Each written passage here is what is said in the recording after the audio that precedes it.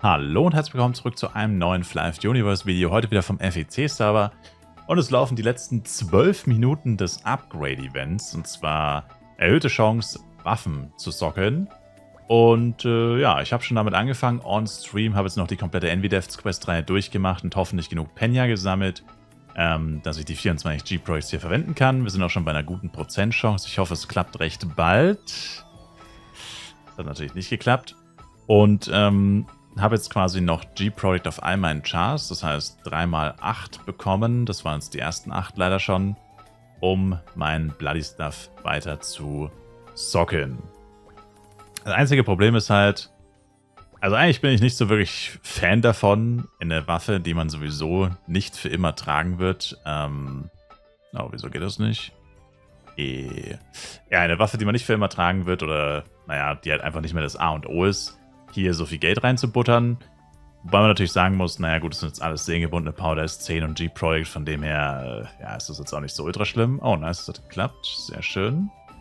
Das heißt, wir haben jetzt noch, jetzt muss ich kurz rechnen, 24, 20 Stück müssten wir jetzt noch haben. Für den plus 9er Versuch ist eigentlich eine ganz gute Chance, würde ich sagen. Und ja, wie gesagt, ich bin eigentlich kein Fan davon.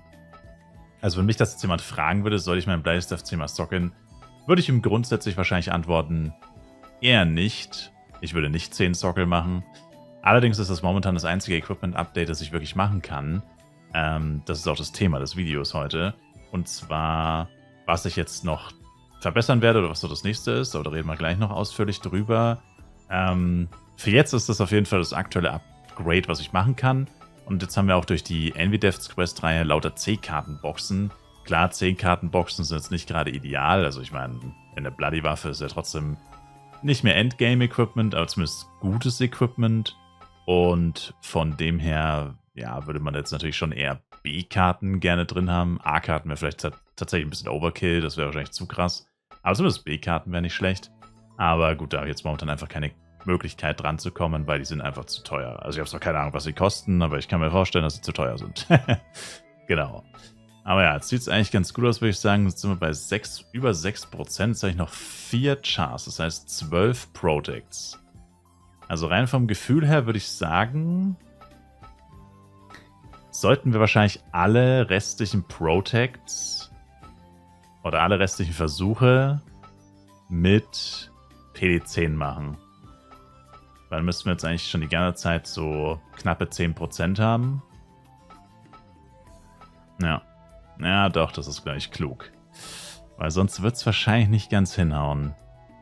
11%. Schade. Das waren jetzt eigentlich schon 3 Versuche, wo es durchaus hätte klappen können.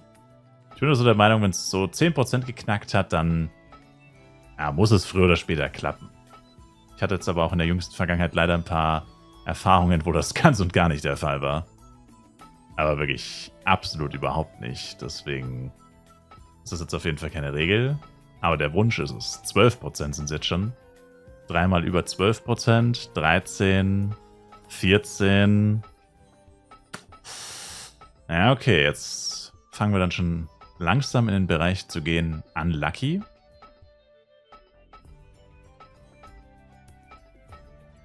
Tun es das jetzt nicht an. Ich könnte mir tatsächlich noch ein paar G-Product holen aus Mating-Scroll-Boxen. Das würde ich halt nur gerne vermeiden.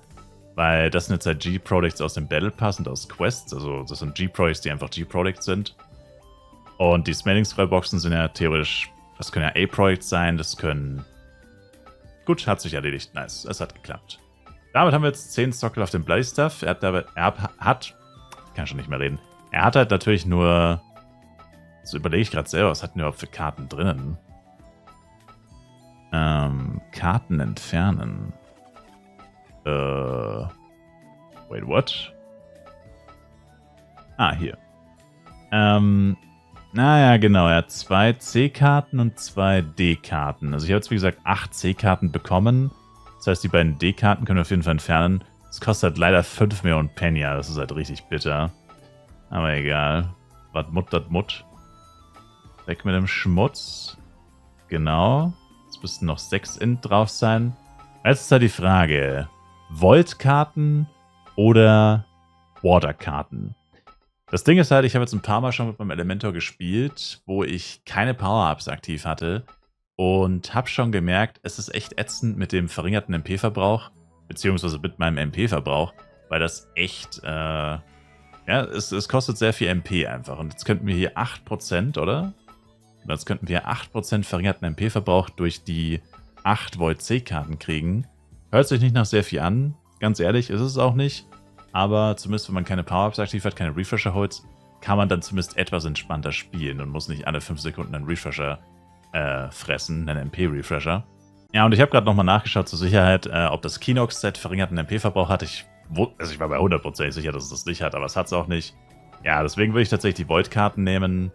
Grundsätzlich sagt man eigentlich, dass Int-Karten etwas mehr Schaden machen, weil ich da jetzt auch schon abweichende Meinungen gehört habe, dass das wohl nicht auf jeder Stufe so sein soll.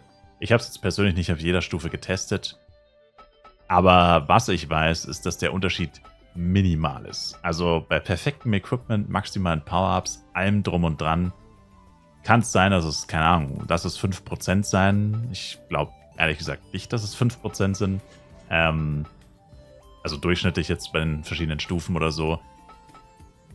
Selbst wenn es das wäre, ich meine, das heißt bei perfektem Equipment, das heißt bei wesentlich schlechterem Equipment wären es natürlich trotzdem 5%, aber da würde es halt einfach im Gesamtschaden halt, was würde es da für einen Unterschied machen? 1000 Schaden, wenn überhaupt, bei einem Schaden von jedem Skill macht 50.000, dann machst du halt statt 51.000 machst du halt nur 50.000 oder statt 50.000 machst du 51.000. Also Werte, wo man halt einfach sagen kann, ey, ganz ehrlich, das juckt doch keinen Menschen. Da gönne ich mir lieber ein bisschen die Utility sozusagen und habe eben ein bisschen besseren MP-Verbrauch. Wobei, wie gesagt, auch da muss ich jetzt sagen, 8% verringerter MP-Verbrauch, wie gesagt, ist nicht die Welt. Aber, naja, das sollte man schon merken. Also von 0% auf 8% durch die Waffe jetzt halt, das sollte man eigentlich schon merken. Und das Lustige ist natürlich, dass wir jetzt auch genau 8 Karten bekommen haben. Also 8 Char Quest gemacht, Envy-Devs Quest gemacht, 8 mal die C-Kartenbox. Das sind genau 8 Karten. Also passt perfekt. Das ist wirklich wunderbar. Und ja, dann habe ich ja schon gesagt, steht natürlich als nächstes an, also ich habe es noch nicht gesagt, aber ich habe es schon erwähnt, das Kinox-Set. Und da ist es natürlich so, das werde ich wahrscheinlich für eine lange Zeit tragen. Und da werde ich wahrscheinlich probieren, eins mit 28% zu kaufen. Also es gab schon echte Schnapper auf dem FEC-Server. Also manche Leute verramschen ihr Equipment extrem. Mache ich persönlich ehrlich gesagt auch manchmal. Wenn man halt einfach neues Equipment hat, man will einfach nur ein bisschen Kohle fürs alte Equipment haben, hat keinen Bock ewig nach Käufern zu suchen. Natürlich gibt es auch das Gegenteil von solchen Leuten, die verkaufen ja altes Equipment, wollen 50 Milliarden Dollar dafür oder so. Solche Leute gibt es natürlich auch. Aber es gibt halt auch die Leute, die verramschen das so ein bisschen. Letztens hat jemand eine Psysuit 135er, habt ihr wahrscheinlich das Video gesehen. Es war für mich ein so krasses Angebot, dass ich darüber sogar ein Video gemacht habe oder zumindest das Video danach benannt habe. Es war aber auch krass, weil man muss wirklich sagen, der hat eine 135er Suit plus 10 mit 4 Sockeln, natürlich ohne Karten, sonst wäre es geistesgestört gewesen. Einfach mal für 300 Mio verkauft. Ich meine, allein die S-Product und G-Product und das Penya und die Materialien, die da drin stecken, müssten weit über 1 Milliarde gewesen sein. Also wahrscheinlich so 1 bis 1,5 Milliarden Minimum eigentlich. Und der hat sie einfach für 300 Mio verkauft. Und ich habe schon gehört, manche verkaufen auch Sets günstig. Ist nicht unbedingt Kinox-Sets, aber ich habe schon auch selber was gesehen, wo man tatsächlich sagen muss, wenn man so ein gutes Angebot entdeckt, könnte das vielleicht sogar halbwegs günstig sein. Das einzige Problem ist, ich verdiene momentan absolut kein Penya. Ich level jeden Tag 2, maximal 3 Stunden. Da kommen pro Stunde maximal 20 Mio, meistens ein bisschen weniger bei rum. Mit allem eingerechnet schon, also auch mit whatever. Lightning 4 Karten und so einem Käse. Und ja, das ist natürlich insgesamt nicht ganz so gut. Genau, jetzt gucken wir mal. Also der Stuff an sich gibt ja keinen verringerten MP-Verbrauch. Das heißt, wir haben aktuell nur die Necklace. Das Set hier, das 105er-Set, gibt auch keinen verringerten MP-Verbrauch. Das aktuell kostet mein Earthquake zum Beispiel 83, Poison Cloud auch und die kosten hier 120. Und jetzt rüstet man das hier aus und jetzt sind es schon nur noch 76 und 110. Und ja, wie gesagt, das wirkt nicht wie viel, aber man muss ja bedenken, bei 7000 MP jedes kleine bisschen macht schon ein bisschen einen Unterschied. Und damage-technisch, wie gesagt, sollte es eigentlich nahezu unverändert sein. Also ich denke, das passt schon so. Also wir haben jetzt 4 Int weniger, dafür 4,8% mehr Schaden effektiv. Also da auf jeden Fall ein fettes Upgrade. Und wie gesagt, es noch ein bisschen verringerten MP-Verbrauch. Genau.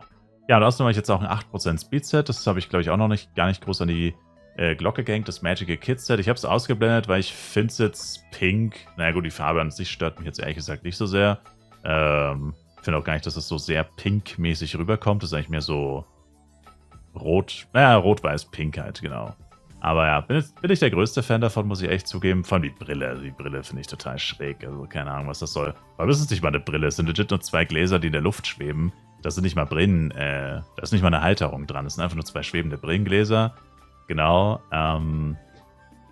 Die Farbe der Frisur, actually, finde ich gar nicht so bad, aber die Frisur an sich finde ich jetzt nicht so geil. Und ja, ich meine, die Suit ist ganz okay eigentlich. Also so könnte man es wahrscheinlich tragen, actually. I guess so ist es ganz okay. Ohne Maske und ohne Helm. Genau, aber ich finde den Cloak tatsächlich echt cool. Also bei dem Cloak, muss ich sagen, haben sie sich mal wieder selbst übertroffen. Was ist das? Ein Mond und ein Stern, I guess? Sternenlicht. Ja. Sieht schon ziemlich cool aus und vor allem erinnert er mich ein bisschen an den, also er ist wie so eine Kombination, den kennt ihr vielleicht nicht unbedingt, mit dem Imperial Cloak und dem Skeleton Devil's Cloak. Also so wie er flattert, wenn man läuft, ist so ein bisschen wie der Skeleton Devil's Cloak, nur ist er ein bisschen kürzer und flattert nicht ganz so krass. Also es ist besser, er flattert angenehmer. So sollte der Skeleton Devil's Cloak flattern, aka auch der Master Cloak. Und rein von der Form her, von der, wie er aufgemacht ist, geht er so ein bisschen in die Richtung Imperial Cloak. Nicht ganz, schon anders, aber gefällt mir ehrlich gesagt sehr gut. Also ich wusste ja auch gar nicht, wie er sich verhält, wenn man rumläuft damit. Oder habe ich mir nicht angeguckt, man hätte sich auch die Animation in der Umkleidekabine angucken können. Aber ja, ich finde den echt cool. Ich wurde jetzt auch schon zweimal nach dem Cloak gefragt, was es denn für ein Cloak ist. Scheint wohl echt ganz gut anzukommen und ich finde, das ist einer der coolsten Cloaks, den sie bisher released haben im Flive Universe. Und vor allem gibt es ihn natürlich auch in 6 verschiedenen Farben, was natürlich auch nochmal die Attraktivität erhöht, weil jetzt kann ihn sich jeder in der Farbe holen, wie er will. Also ist schon ein ziemlich cooles Ding. Also falls ihr noch kein Magical Kit Set habt, dann, oder kein Cloak, solltet ihr ihn euch bald besorgen, bevor die Dinger teurer werden. Genau. Aber ja, das war so ein kurzes Equipment-Update-Video für euch. Ich habe jetzt, wie gesagt, 10-fach gesockelten Bloody Stuff. War jetzt echt spontan einfach, aber ich habe mir gedacht, ach komm, was soll's, das ist gerade das Event. Und jetzt kann man sich noch die Karten aus Envy-Deaths holen und so. Passt schon. Und ja, nächster Schritt wird dann sein, ein Kinox-Set zu finden mit 28%. Ob das plus 8, plus 10, plus 6, plus 5 ist vollkommen egal. Die 28% fände ich wichtiger. Aber wie gesagt, aktuell absolut kein Geld, also darauf müsste ich jetzt sparen. Ich hoffe, dass ich beim nächsten Bloody Crafting vielleicht ein bisschen Glück habe. Weil die letzten beiden Bloody Craftings, kurzer Spoiler, für die es noch nicht gesehen haben, gingen beide leer aus. Also ich bin jetzt 2 aus 150. Erstes Bloody Crafting 2 Waffen aus 50. Die nächsten beiden Bloody Craftings 0 aus 50, 0 aus 50. Jetzt sind wir bei 2 von 150. Man muss natürlich bedenken, die ganzen Diamonds und die ganzen Power Dice, die da reingeflossen sind. Klar, es ist kein riesiges Vermögen. Es sind trotzdem ein paar 100 Millionen Penya. Wenn man das alles gespart hätte und sich davon zum Beispiel ein neues Set kaufen würde, wäre schon mal die erste kurze Anzahlung. Ja, und das habe ich halt jetzt nicht. Und ich habe auch keine Bloody-Waffen. Also ich habe einfach gar nichts. Und das ist natürlich etwas ärgerlich. Deswegen hoffe ich, dass das nächste Bloody-Crafting etwas besser läuft. Aber ja, ansonsten sage ich danke euch vielmals fürs Zuschauen. Schaut auf jeden Fall im nächsten Video wieder wieder rein. Und seid auf jeden Fall im Livestream dabei. Junge, ich kann nicht mehr reden. Twitch-Link in der Videobeschreibung. Tägliche Livestreams, tägliche Flive-Streams. Macht's gut, haut's rein. Bis zum nächsten Mal und ciao, ciao.